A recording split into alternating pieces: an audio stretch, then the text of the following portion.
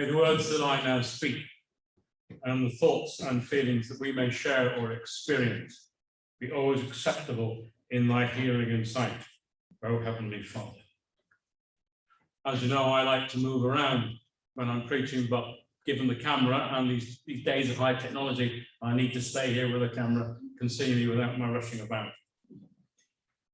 As you see from the order of service, the heading on my notes is, we're all in this together.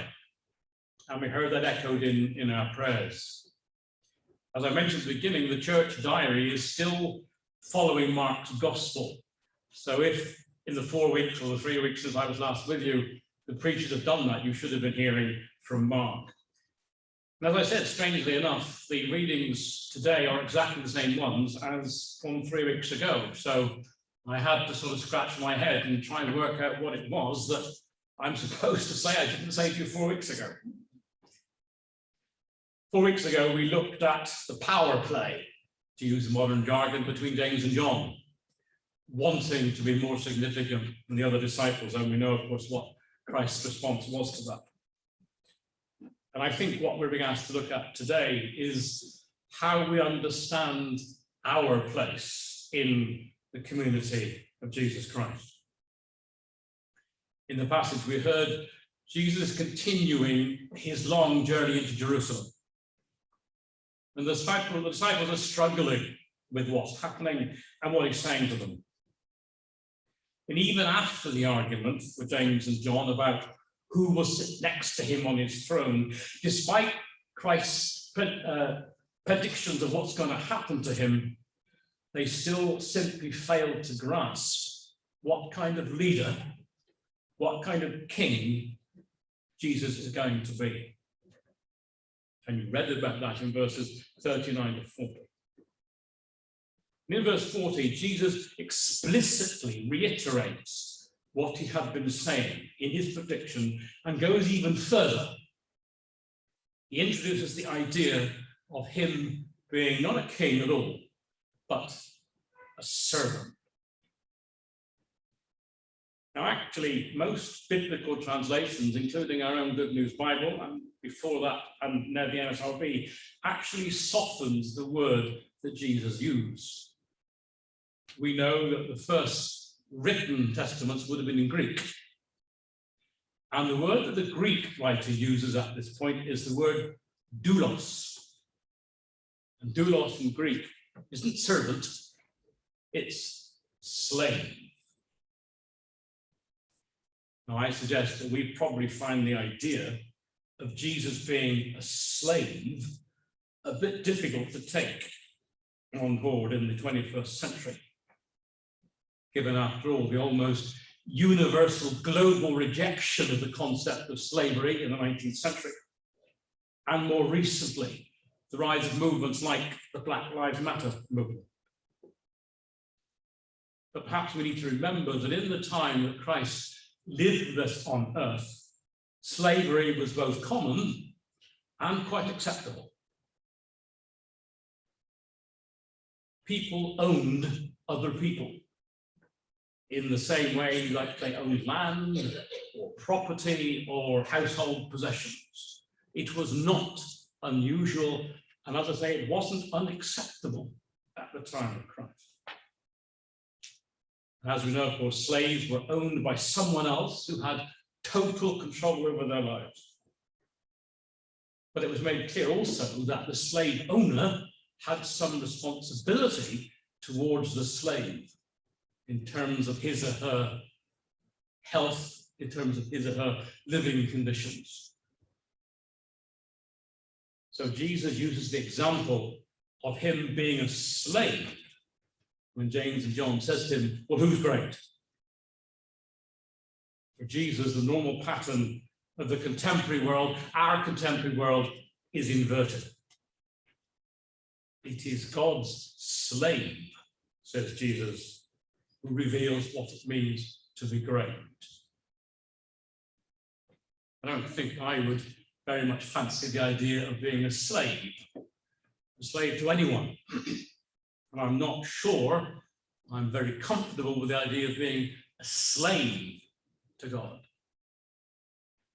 So then what are we to understand what it means for us to follow Jesus as our leader? Now, following and leading are very closely connected, but of course they are very different activities.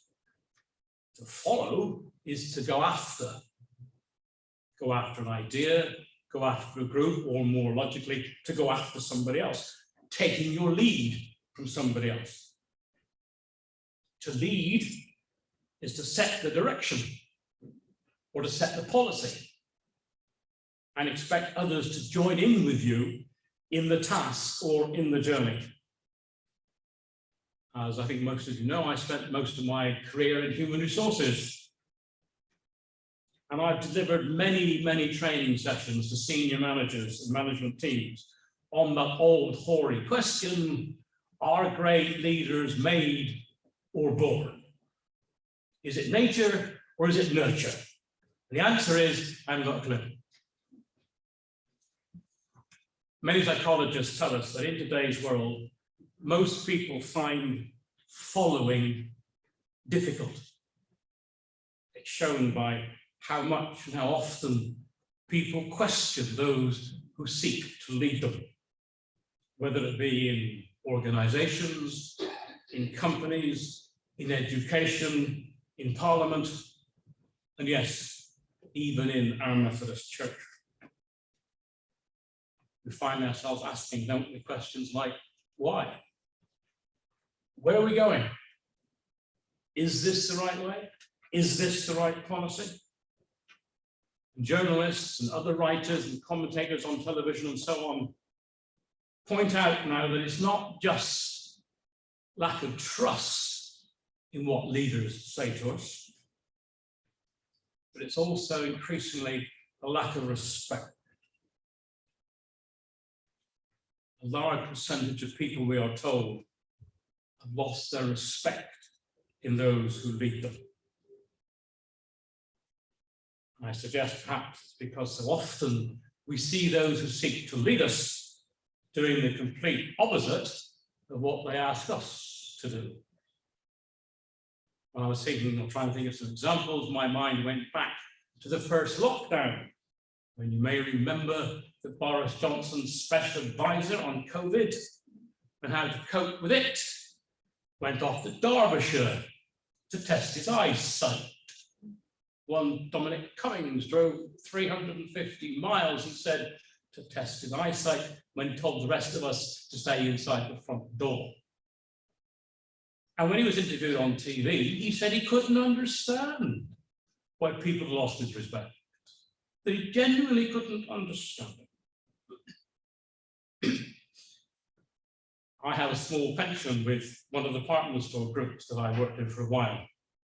Joe and I worked for a small firm called Beatties in the Midlands, which got taken over by the House of Fraser.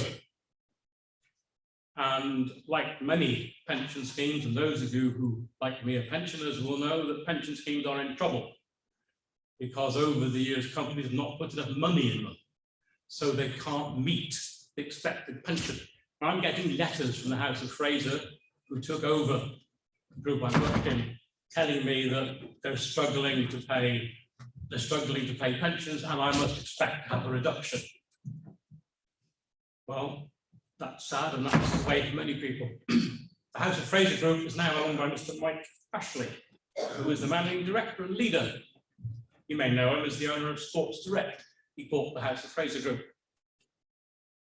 2 weeks ago, I got another letter from him. Well, not from him. It was probably by a computer, but it had his name on the bottom, advising me that sadly, yes, my pension is going to start to go down because he says there isn't any money in the company to pay it. That same week, in the Sunday Times business page, I read that his soon-to-be son-in-law, who's engaged to his daughter, is going to be made the managing director.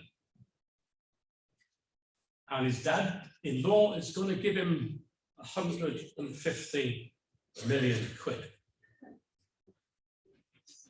In the same week that I got a letter saying from Mr. Mike Askew that he hoped that I respected the fact that he had to reduce my pension to maintain the health of the house of Fraser.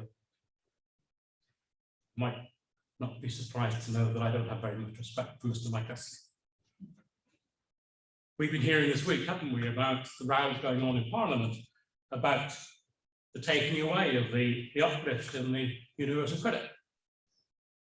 Now, quite rightly, the Lord Chancellor, the Chancellor said and pointed out that it was a temporary measure and it was never meant to be permanent. But even his own backbenchers, a lot of Tory MPs are saying, yes, Mr. Sunak, but that was 2 years ago, before a 400% rise in gas and electricity prices, before inflation. And even some of his own MPs are saying to him, you've got to put it back. How do you expect people to respect you? And as some journalists pointed out, they said that it's probably impossible for Mr. Rishi Sunak, whose families are multi-millionaires, to understand what it is like when you're at work, got a job, and you're being paid only the perfectly legal, but in my mind as an ex-HR director, criminally unfair and criminally low minimum wage. But Mr. Sunak asks us all to respect his judgment and asks the people who are going to lose that amount of money to respect that there isn't another choice. He tells us we're all in it together. Why do I tell you all that?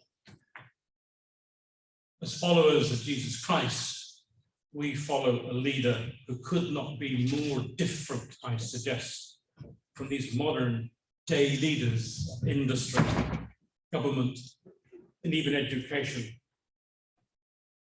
James and John aspired to leadership and status, and they wanted respect from the other disciples. But as we know, they were challenged by Jesus, whose leadership is all about following God and doing what God wanted him to do. How can we learn then to be God's servants? Or dare I say it, even slaves? How do we feel about belonging to God? Jesus follows the road into Jerusalem as God asked him to do. James and John follow with him, but they try to do so on their own terms. Is there a risk that we are sometimes like James and John, wanting to follow God, but on our own terms? Is it the cost of discipleship that puts us off? Or is it something more deep, something cultural even? We're living in a world where increasingly independence and, to use the jargon, being your own person is constantly being emphasized to us. We're being told the importance of the individual over the group. Now, I suggest it's surely right, isn't it, that we encourage every child among us to achieve everything they want to achieve. It's right, isn't it, surely, to encourage children to believe they can achieve and become whatever they want to become, and to encourage them to do that. But surely, brothers and sisters, it's wrong to encourage them to believe that they can achieve all that without having any respect or care, and yes, even love for those among whom they live. When we look at the challenges that we face in our neighborhoods, in our society, and in the world around us, it's easy, I know, to lose heart and to feel that we're helpless. To feel that we're helpless in the face of this pandemic, which is still with us. To feel that we're helpless in the face of the rising cost of electricity and gas and what that's going to mean for our personal budgets. And surely we feel helpless when we look at the world and we see the suffering and the pain and the poverty amongst which millions of our fellow human beings live. Mother Teresa of Calcutta, the Catholic nun, who most of the older ones know, lived her life in India among the poor and the outcasts, what was called the untouchables. Mother Teresa once said, "Not all of us can do great things.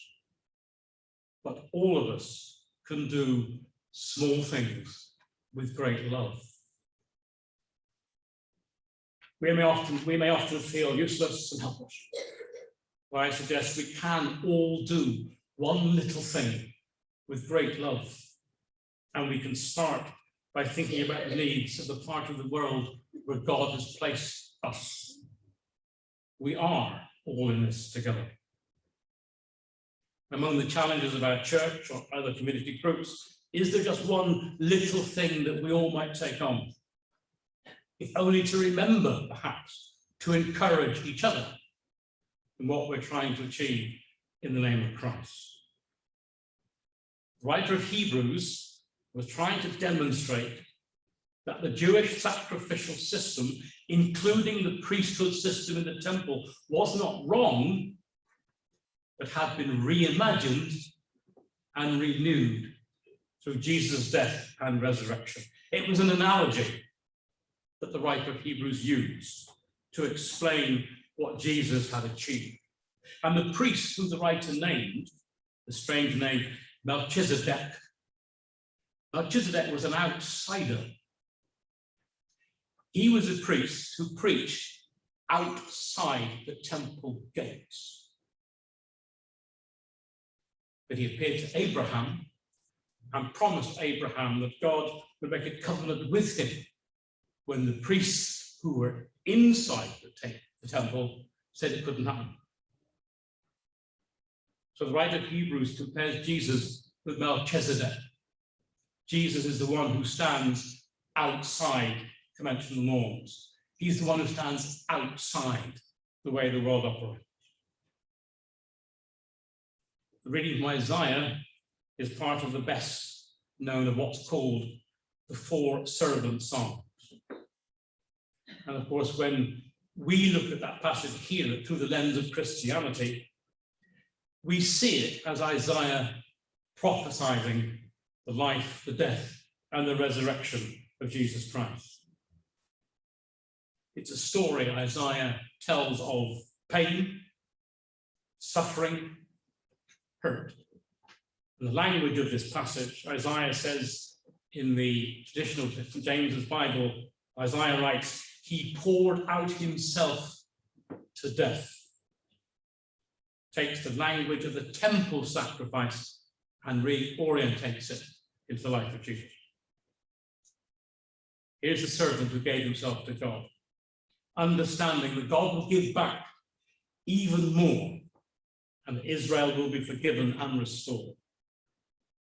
For Isaiah, faith was not simply a comfort for difficult times, but a matter of being wholly dependent upon God's mercy. Are our eyes open to see God in every human being that we meet?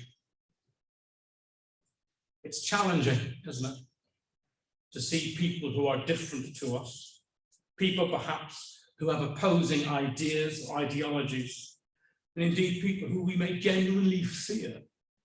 It's difficult for us to see them as being God's children, just as I'm sure we hope that we are. But Jesus calls us to love and serve all, not just family and friends. And that's very challenging. And that's why perhaps every day we should perhaps remember and pray that well-known prayer. Teach us to give and not to count the costs. We are all in this together. Amen.